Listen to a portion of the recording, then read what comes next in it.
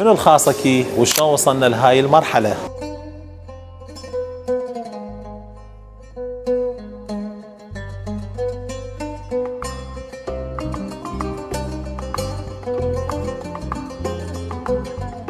سنة 1960 بلش جدي الحاج مهدي خاصكي الله يرحمه بافتتاح معمل ألبان ومرطبات الصادق بالعظمية، وبعدها ب9 سنين اتطور الموضوع وانضاف له أصناف الحلويات البغدادية وبنفس العظمية بمنطقة رأس الحواش. طبعا خلال هاي ال10 سنين حقق المشروع نجاح كبير، فقرر الحج أن يفتح أول فرع الحلويات الخاصكي بالمنصور بسنة 79. من وراء الزخم القوي اللي صار، الحج قام يطلع الصاجات الفارغة مال الحلويات بالشارع، عم يفهم الناس بأنه احنا خلصنا بضاعة.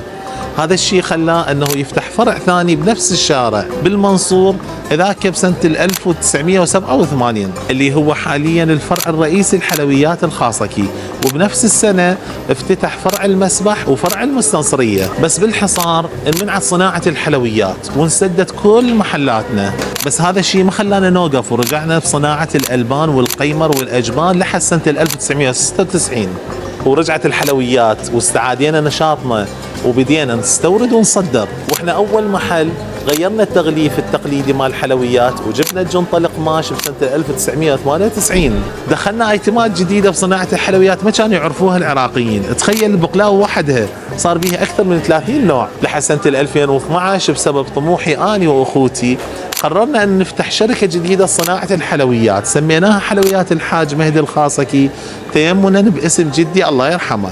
وهاي قصة النجاح على مدار 55 سنة ما كانت سهلة أبدا، بس الاجتهاد والطموح هو اللي خلانا نتطور ونوصل لهاي المرحلة.